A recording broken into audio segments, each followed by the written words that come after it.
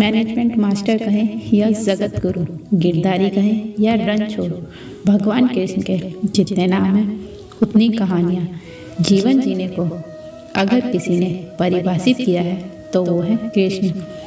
कर्म से होकर परमात्मा तक जाने वाले मार्ग को उन्हीं ने बताया है। संसार से वैराग्य को सिरे से नकारा है। कर्म का कोई विकल्प नहीं, ये सिद्ध किया है। कृष्ण कहते हैं, मैं हर हाल में आता हूँ। जब पाप और अत्याचार का अंधेरा होता है, तब भी जब प्रेम और भक्ति का उजाला होता है, तब भी दोनों ही परिस्थिति में मेरा आना निश्चित है। वैसे तो कृष्ण का संपूर्ण जीवन ही एक प्रबंधन की किताब है, जिसे सैकड़ों हजारों बार कहा और सुना जा चुका है। कुरुक्षेत्र में दो सेनाओं के बीच खड़े होकर भारी तनाव के समय कृष्ण ने अर्जुन को जो ज्ञान दिया था वो दुनिया का श्रेष्ठतम ज्ञान है। गीता का जन्म युद्ध के मैदान में दो सेनाओं के बीच हुआ। जीवन की श्रेष्ठतम बातें भारी तनाव और दबाव में होती हैं। अगर आप दिमाग को शांत और मन को स्थिर रखने की कोशिश करें तो सबसे बुरी परिस्थितियों में भी आप अपने लिए कुछ बहुत बेहतरीन निकाल पाएंगे। कृष्ण सिखाते हैं, गीता पढ़ने से अगर इसी बात को समझ लिया जाए तो गीता पढ़ना सफल हुआ। कृष्ण का जीवन ऐसी ही बातों से भरा पड़ा है। उनका जीवन आपके लिए माइथोलॉजी का एक हिस्सा मात्र भी हो सकता है और आपका पूरा जीवन बदलकर रख देने वाला ज्ञान भी। आवश्यकता है हम उनके जीवन से क्या लेना चाहते हैं। कृष्ण मात्र कथाओं में पढ़ा या सुना जाने वाला पात्र नहीं है, वो चरित्र और व्यवहार में उतारे जाने वाले देवता है। कृष्ण से सीखे कैसे जीवन को श्रेष्ठ बनाया जाए। ऐसी 10 बातें जो अगर व्यवहार में उतार ली जाएं तो सफलता निश्चित मिलेगी। शुरू से अंत तक जीवन संघर्ष ही है। कारागार में जन्मे कृष्ण पैदा होते ही रात में यमुना पार कर गोकुल ले जाए गए।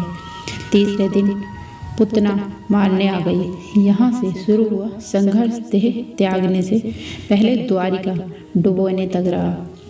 कृष्ण का जीवन कहता है, आप कोई भी हो, संसार में आए हैं तो संघर्ष हमेशा रहेगा। मानव जीवन में अगर परमात्मा भी सांसारिक चुनौतियों से बच नहीं सकते तो कृष्ण ने कभी किसी बात की शिकायत नहीं की। हर परिस्थिति को जिया और जीता। कृष्ण कहते हैं, परिस्थितियों से भागो मत, उसके सामने डटकर खड़े हो जाओ, क्योंकि कर्म करना ही मानव जीवन का पहला कर्तव्य है। हम कर्मों से ही परेशानी से जीत सकते हैं। स्वस्थ शरीर से ही विजय है। कृष्ण का बचपन माखन मिश्री खाते हुए गुजरा। आप भी भोग लगाते हैं, हम भी, लेकिन ये संकेत कुछ और है। आहार अच्छा हो, शुद्ध हो, बल देने वाला हो। बचपन से शरीर को अच्छा आहार मिलेगा तो ही इंसान युवा होकर वीर बने।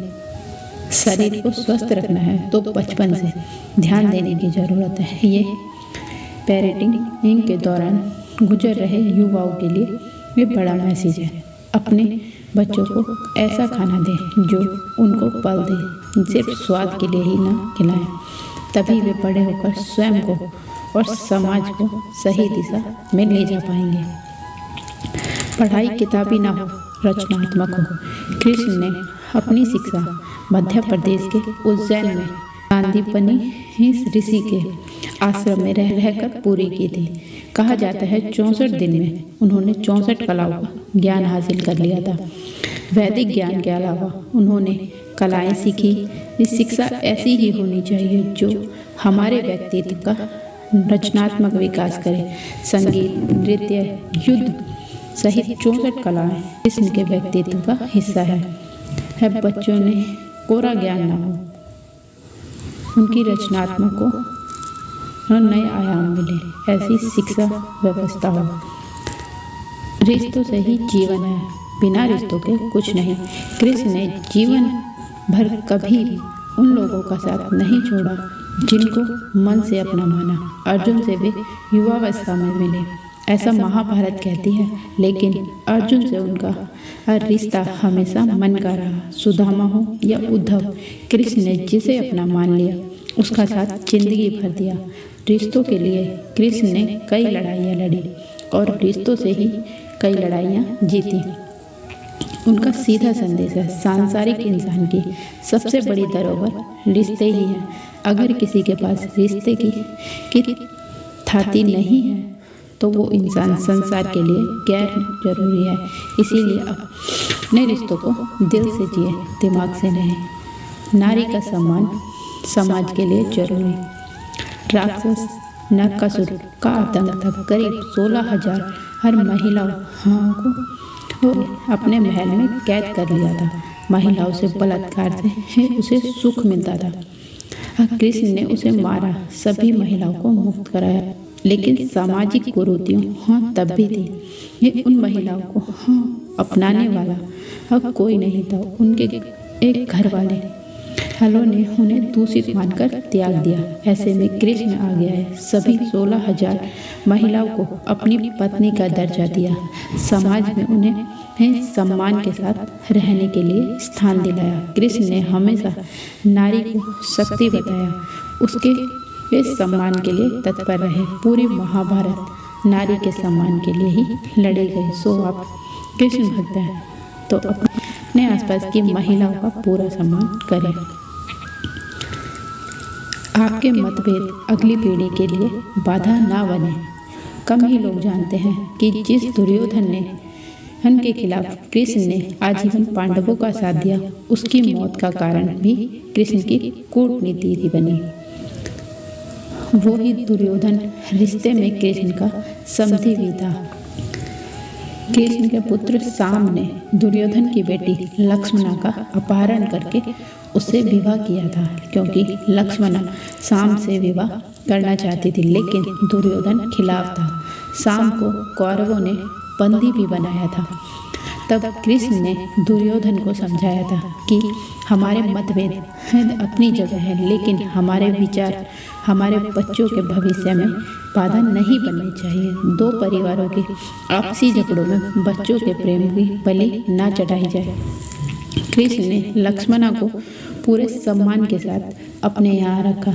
दुर्योधन से उनका मतभेद हमेशा रहा, लेकिन उन्होंने उसका प्रभाव कभी लक्ष्मणा और साम की गृहस्थी पर नहीं पड़ने दिया। शांति का मार्ग ही विकास का रास्ता है। कृष्ण ने महाभारत युद्ध से पहले इस शांति से समझौता करने के लिए पांडवों और कौरवों के बीच मध्यस्थता की। ये दोनों ही पक्ष युद्ध लड़ने के लिए आतुर थे, लेकिन कृष्ण ने हमेशा चाहा कि कैसे भी युद्ध टल जाए। झगड़ों से कभी समस्याओं का समाधान नहीं होता। शांति के मार्ग पर चलकर ही हम समाज का रचनात्मक विकास कर सकते हैं। कृष्ण ने समाज की शांति से मन की शांति तक दुनिया को ये समझाया कि कोई भी परेशानी तब तक मिट नहीं सकती जब तक वहाँ शांति न हो। फिर चाहे वो समाज हो या हमारा खुद का मन, शांति से ही सुख मिल सकता है, साधनों से नहीं।